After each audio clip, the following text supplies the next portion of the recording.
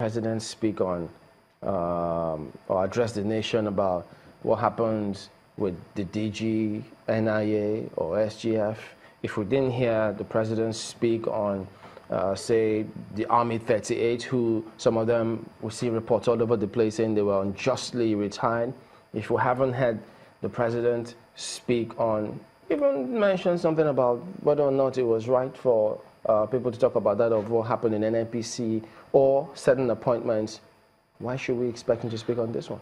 Well, those are not the issues we are discussing now. Every issue will have to take its own analysis.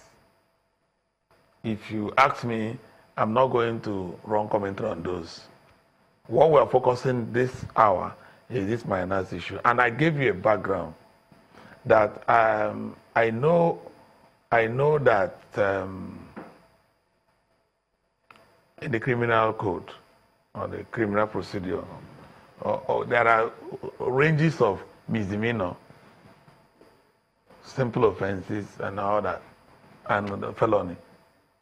Punishment to criminal offenses are not the same. So you now know that there are offenses that are not bailable, but there are some that are bailable. And I said in my assessment, tampering with issues of pension funds in such magnitude or allegations bordering on that are very heinous allegations that they don't rank along every other thing. And I explained that it touches on old age. It touches on expectations. It makes those in the public service stand to know what will happen to them when they leave. You know? You're senior advocate of Nigeria, sir.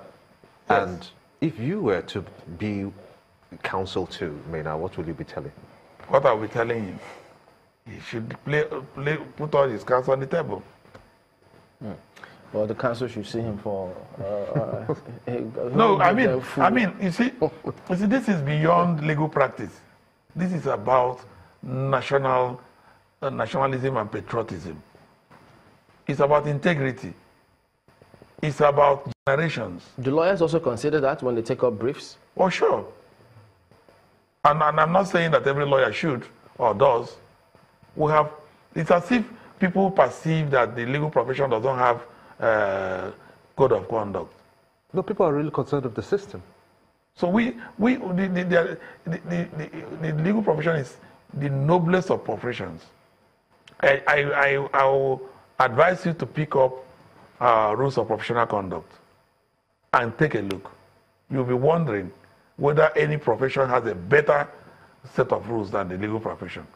The point is that over time, impunity came in, people do things and get away with them. Speaking about another item that's got to do with the fight against corruption and how it affects the people and what the people think of this is the BVN.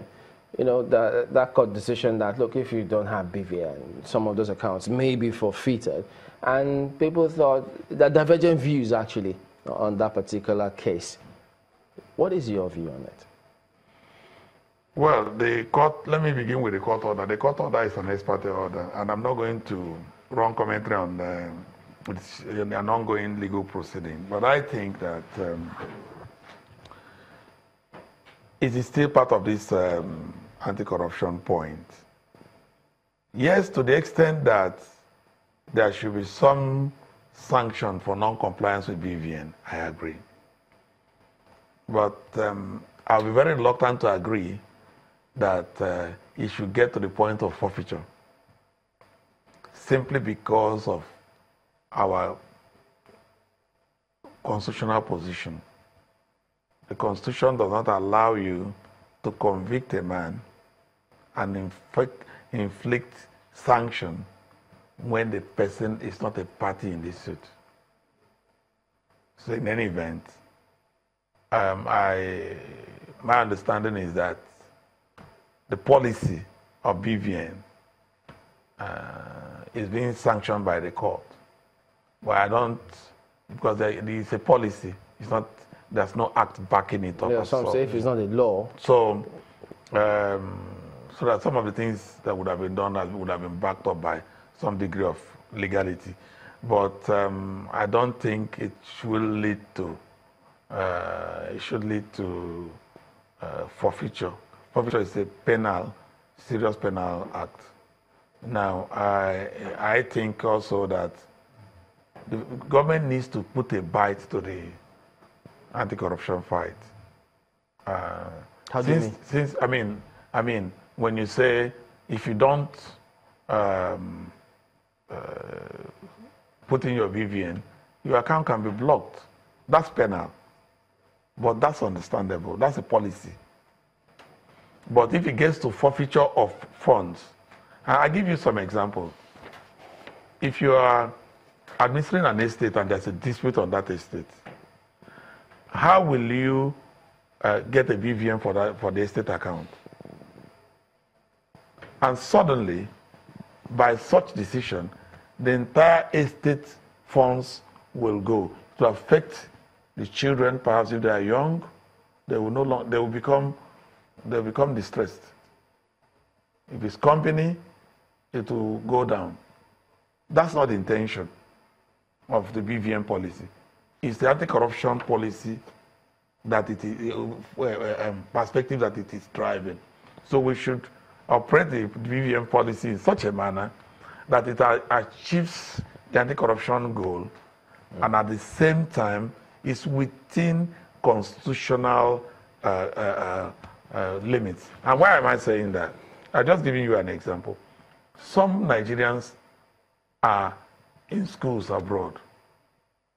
Some are living in countries where, for some local points or reasons, they can't even come back to Nigeria to come and put in this BVN. So since there is 14 days, a 14-day day gap, I expect that some degree of review will come into that case, some interventions. Right. And when we used to, I believe that there should public purpose litigation approach to it, to bring it to. Well, to anchor at that point, it was a pleasure to have you on, Dr. Paul Ananaba, Senior Advocate of Nigeria. We're back in a moment. Don't go away.